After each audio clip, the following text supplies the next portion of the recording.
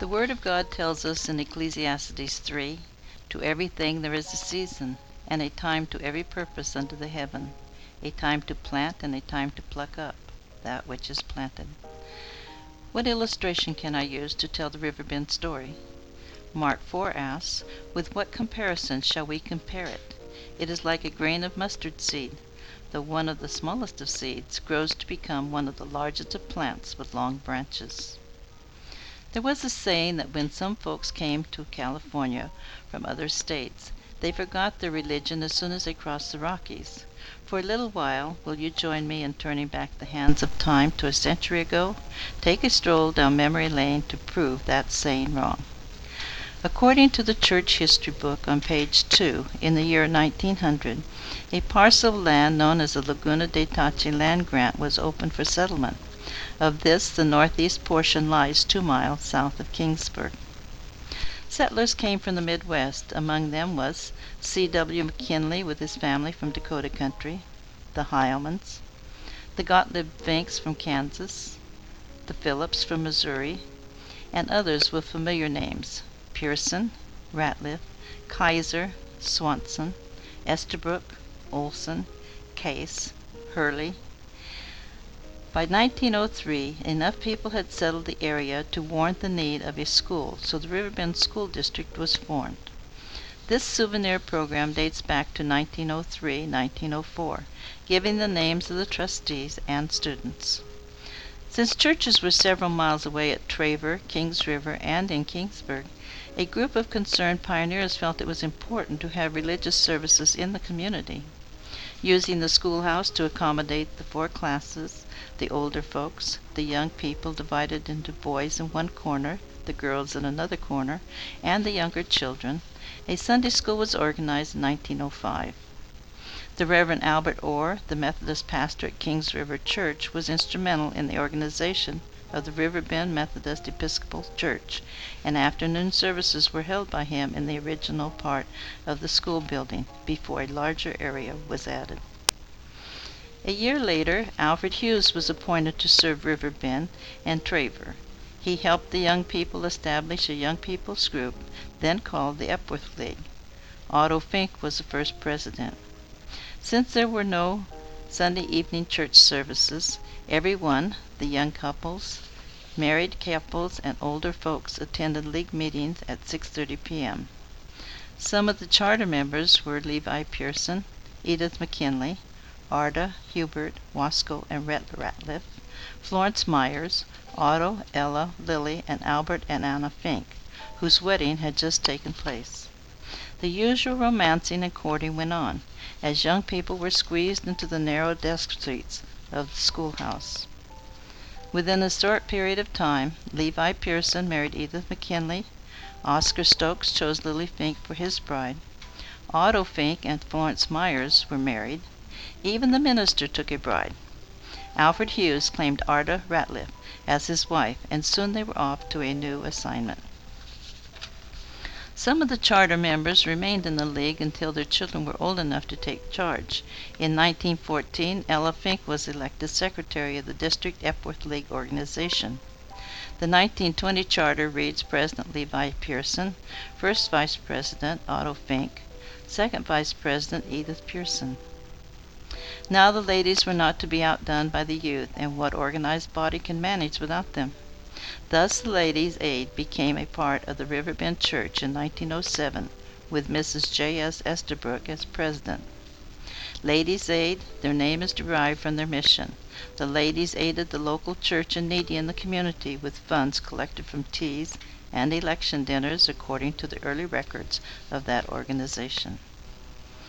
While meetings were still being held in the school, a choir was formed in 1906 with Ella Fink as organist. Ella and her sister Lily both played instruments, adding to the music program of the church. Now Riverbend had all the essentials for a going ministry, except a church building. In the year 1911, the membership decided to erect that building. Kingsburg had their own congregation by this time, and they tried to persuade the Riverbend congregation to join them. After much discussion, Riverbend voted to stay with their own congregation to enable those close by to continue their religious worship without having to travel the great distance to town by horse and buggy. According to the history, a committee of C.W. McKinley, J.S. Estabrook, and G. Fink traveled to Traver, a much larger town then than now, to look into the possibility of purchasing and moving a building that could be converted into a church building.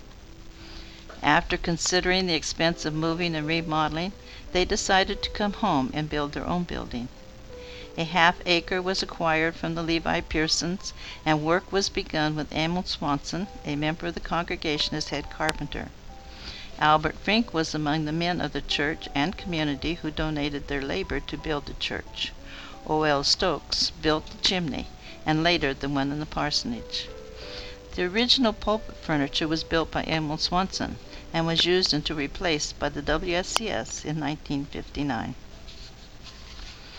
The building was dedicated debt-free on January 14, 1912, at the cost of $1,400, when Don A. Allen was pastor.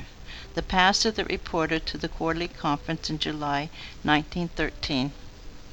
The day is not too distant when Riverbend will be without preaching service.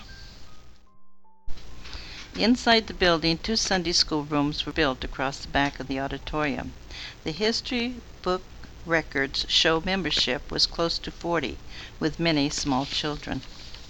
Mr. J.R. Heilman was the second Sunday school superintendent, shown with his wife and children, Charlie, Mabel, Ernest, and Harriet. The parsonage was added to the church plant in 1916, with most of the labor again donated, and the ladies aided with $155 for expenses as well as furnishing and decorating it. Levi, Edith, Vern, Ray, and John Pearson, with John Springer and his children, the minister at that time, are photographed visiting by the sturdy new building. Mr. Harry Phillips is standing by. Arriving in the community about this time was the Van Meter family with John Snell to add to the membership that had dipped to a low of 30 in 1919. Levi and Edith Pearson were both very active members of Riverbend all their lives. Besides being leaders during their youth in Epworth Lake, among other offices, they taught Sunday school, as evidenced in this picture of Edith and her class of boys. Sunday school classes were held in the church and parsonage when Mary Stokes had this class of little ones. The Ladies' Aid bought the first piano for the church in 1921 to replace the organ that was being used. The offspring of the first generation Epworth Leaguers began to take on the responsibilities of adulthood during the 20s. George E. Root, the pastor between 1924 and 1926, was shared with the Layton congregation. He and his wife joined the young people in their activities with trips to Mooney Grove, the Snow, or caroling, with the orchestra that was formed with John Snell, Kenneth, and Alan Fink as part of the ensemble. Ray and Vern Pearson, Mary Stokes, Mamie and Naomi Burris, Kathleen Johns, Leon Burris, and Dorothy Stokes were other leaguers that enjoyed hayrides and box socials. At that time, church membership was 52. During the time Arthur Wallace served as pastor, he stressed more organization of board meetings with minutes and accurate record-keeping. Lillian was a baby in 1929 when Mr. Wallace accepted his first charge at Riverbend. During the 2 years he was with Riverbend, the parsonage added another room. The second generation of Epworth Leaguers was growing up. We can't really say that the wave of romancing that occurred at the end of the 20s was because of being squeezed into the schoolhouse desks anymore. So maybe it was the boating at Mooney Grove or the snow trips that activated Cupid. Riverbend welcomed a new pastor in 1929, when the Great Depression was setting in. The church treasurer reported a low balance of $1.25, and the pastor's salary was set at $35 a month. Records show that salary sometimes meant produce or other foods. However, the church membership grew to an all-time recorded high of 89 members, according to the history book. Miss Helen Tooker occupied the parsonage for a time with her companion, chauffeur, and right-hand person, Miss Lorna Cross. Throughout the years, they raised several children. In the pastor's report in 1934, just before Ms. Tooker left this charge, she reported 98 active members with 23 inactive church members, and a junior league membership of 45, with an average attendance of 35. Her salary then was $420 a month. Helen and Lorna were the third family to occupy the parsonage, and had the honor of performing the first wedding ceremony in the church. John and Mary's wedding followed closely the bride's cousin's marriage. Kenneth Fink had taken Naomi Burris as his bride in a garden wedding at the Burris home just shortly before. The Wimberleaves followed Helen and Lorna in 1934, and returned to serve again in 1936, as several former pastors had. It was during this time that Riverbend celebrated its 25th anniversary. Former pastors and members were invited to a banquet that was served at noon, with light refreshments served in the evening. All decorations were done by Kathleen Johns Burris. During the late 20s, 30s, and early 40s, it has been noted in the records that the Epworth League official board and the Sunday School listed David Pakchoyan, Stephen Pazayan, and S.A. Husion as holding offices as stewards, auditors, or Bible school teachers. Rose Husion was president of the Epworth League in 1936, and the Pazayan girls were active in the Sunday School, as were their parents. With the uniting of the Methodist Episcopal, the Methodist Episcopal South, and the Methodist Protestant churches, the women opted to continue to be known as the Ladies' Aid and not become the Women's Society of Christian Service, the name that had been selected by the ladies of the reorganized women's group of the Methodist ladies across the nation. They also decided to sand and refinish the church pews so their silk stockings, which were hard to get during those war years, would not get snags and runs. However, the Young People's Epworth League voted to change their name to Methodist Youth Fellowship, or MYF, in the early 1940s. That was during the time of the Second World War, when the Ratliffs, Lois Phillips, Fay Pearson, Richard Churchill, the Clamroth sisters, the Richardsons, the Crass family, Larry Workman, and others were young people. But in the mid-1940s, the group was disbanded due to low attendance. In 1942, on the occasion of the church's 30th anniversary, dedicated church members Otto Fink, Lily Stokes, Ella Ratliff, and Mr. and Mrs. J.R. Heilman are photographed in front of the Riverbend Church. Dr. Frank Lundberg and his wife Lydia served Riverbend and Kings River from 1941 to 1943. Church membership was at 59, and no records were available for the Sunday school enrollment. Carl Walker and his wife Juanita followed the Lundbergs, serving both Riverbend and Kings River from 1943 to 1944. The Walkers lived in the parsonage while serving Riverbend as his first pastorate. Dr. Walker later became a district superintendent in the Bay Area. In April of 1945, at the suggestion of Reverend Bennett, then pastor, a church get-together was held to try to increase church attendance. Mr. Harry Phillips was appointed to chair a program committee, and the ladies came to the aid of the church and was asked to furnish refreshments. That suggestion brought into being the monthly family potluck night, when the ladies prepared their favorite dishes, followed by a program honoring one of our own, special music, a slideshow, or a speaker. A new piano was bought in 1948, so the church piano could be used in the children's Sunday school department. Membership was picking up, with church attendance reported at 74 in 1948, and the Sunday school attendance was averaging 50. Sunday school teachers listed at this time were Dolly and Lorene Clark, Marie Workman, and Vina Carter. The Bible class in MYF had no teachers listed.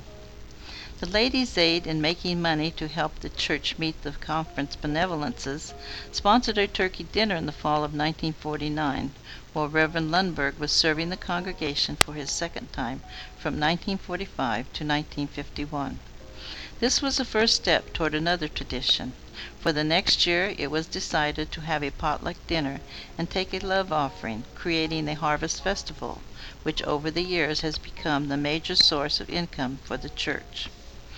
Following a recommendation from the pastor's wife Lydia Lundberg, the Ladies' Aid, with Vivian King as president, officially became the Women's Society of Christian Service, or WSCS, in 1950.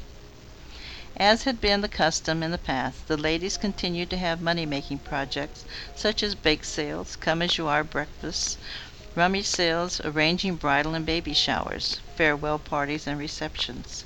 This was the year they erected the church sign at the corner of Bangor and 6th Avenue. The 40th anniversary of the church in 1952, while Ray Huddleston was pastor, was the occasion for redecorating the parsonage, and church invitations were again sent out to former pastors and members, with a dinner held in the center. A service was held in the church at 2:30 p.m. and again at 7:30 p.m., following a 6 o'clock supper. During the 50s, many changes were taking place in the original church plant. In 1954, under the leadership of Ray Huddleston, a building moved from the old Lemoore Air Base was added to the grounds and renovated to accommodate 5 Sunday school rooms. A heating and cooling system was installed, Venetian blinds were put in, walls and pews were painted, tile and carpet were put on the floor. The outside was repaired and painted. In 1959, the partitions were removed from the back of the church, wooden accordion doors were installed, and the WSCS bought new pulpit furniture, replacing the original, built in 1912. Ecclesiastes 1:3 tells us, "One generation goes and another comes, but the earth remains the same." As another generation of young people began to take their place in the church, the MYF was activated again. In 1954, with about 20 members, the group entered a hayride float in the Kingsburg Jubilee Parade, enjoyed wiener roasts, Christmas caroling, dinners, and the ever-popular snow trip. A carport was added to the parsonage in 1960 to house Reverend Mashburn's car while he, with his wife Madgie and son James, was pastoring at Riverbend from 1955 to 1962. He and Mrs. Mashburn celebrated their 35th wedding anniversary while in Kingsburg.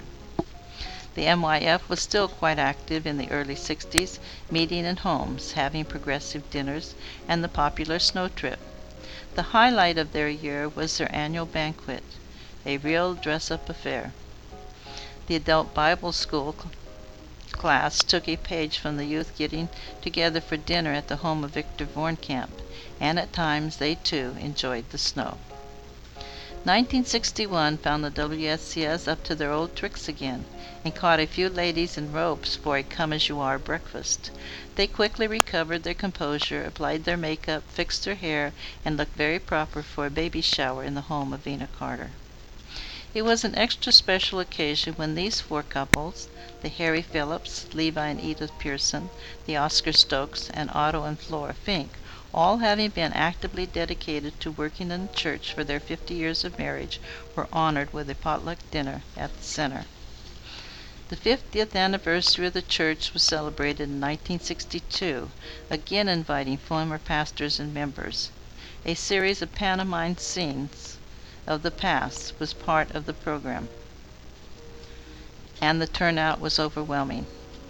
Of course, there was dinner in the center, too. Reverend and Mrs. D.L. Foster had just begun their ministry in the Little White Church in Riverbend. The charter members were honored in a special program in the church, and a potluck dinner was held in the old schoolhouse. Precious Reverend Foster always had time to help with weeding while making his calls and doing God's seeding. The Christmas card project was begun during the 1960s as a means of raising the advanced special support for the conference missionary benevolences, and a favorite subject was often the young people. The MYF was still active in the late 60s, but their group was getting smaller, and in the 1970s was disbanded, again due to low attendance. The WSCS became the United Methodist Women in 1970, or the UMW, and celebrated with an Old Hat Day. Through the years, the Sunday School picnic, initiated in 1921 with an all-day trip to Mooney Grove, was a favorite. Mid-century, the locale was changed to Burris Park, a bit closer to home, and in later years, in backyards. Instead of a day trip, the event was shortened to an evening of fellowship.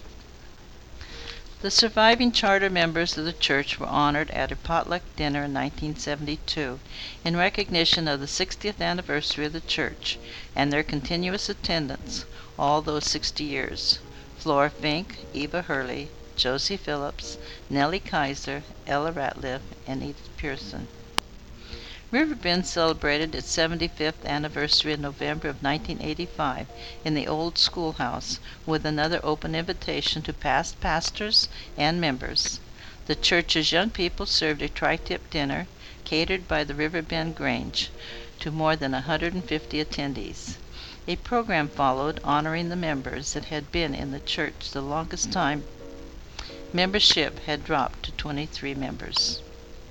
Our beloved friend and pastor celebrated his coronation date after faithfully serving Riverbend for nearly 12 years, the longest time any one minister had stayed with Riverbend. His place in the pulpit was most ably filled by his devoted helpmate Alma, until she joined her beloved Dell at the feet of Jesus in March of 1996, after serving Riverbend 18 years. These two precious saints devoted 30 years in ministering to Riverbend. In years gone by with the lack of youth, grandchildren came back to Riverbend at Christmas time to provide the congregation with Christmas programs. Once a month, during Sunday morning Sunday school, birthdays were recognized, and sometimes a letter from one of the supporting missionaries was read, or an article with an update on their work was shared. Until recently, a choir was active to help with the song service. After years of much prayer for God's leading and His will in the church's ministry, a lot of discussion and negotiation, the members of Riverbend voted to withdraw from the United Methodist Conference with the signing of the Articles of Incorporation on July 23, 1998. Riverbend Church became independent and non-denominational. The parsonage was demolished in March of 1999 due to lack of use, disrepair, and high insurance.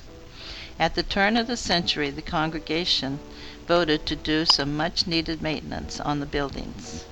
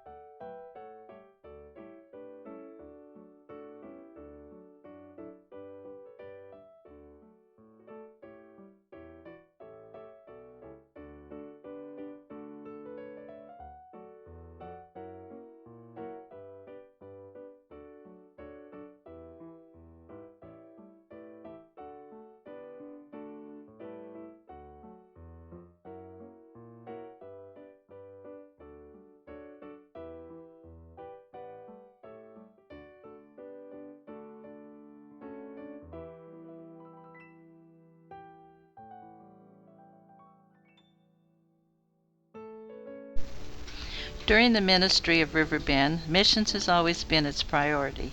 A part of our giving was set aside for Lillian Wallace, whom we claimed as our own since her baby days in the parsonage.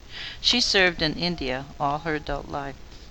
Through the Methodist Conference, Bob and Hazel Buckner, ministering in Nepal, received some of our benevolences. Riverbend had the privilege of sending some support to Judy Jacobson at UCLA, who worked with Campus Crusade for Christ, adopting a child through Children International, helping with support for Sandy and Rhonda Musgrave in the Philippines, and sending monies to feed the children. The church has helped local nursing homes, youth groups, rescue missions, and also CAPS, among others. The Riverbend ladies have more recently committed to supporting Diane Clark, director of Crossroads Pregnancy Center in Hanford. For years, the ladies have provided cookies to the folks at North Acres Kingsburg Care Center each month for the coffee hour, and giving a love gift to the facility so those not remembered at Christmas might have a remembrance of Christ's birthday.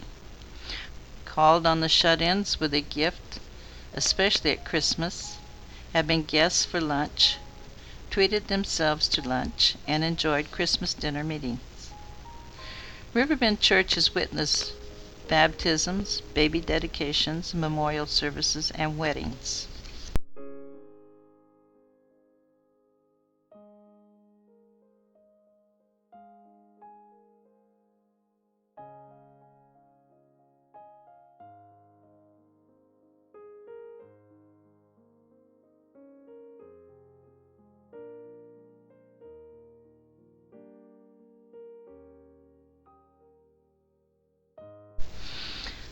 Unlike Reverend Don Allen's prediction, The day is not too distant when Riverbend will be without preaching service. Riverbend has been blessed with 43 pastors over its 100 years. Our ministers during the past 50 years have been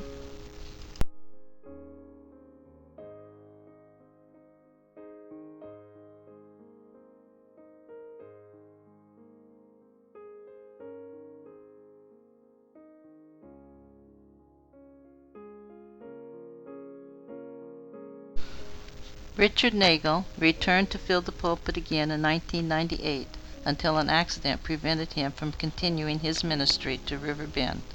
His bride, as he referred to his loving wife, had a Sunday school class for some little ones.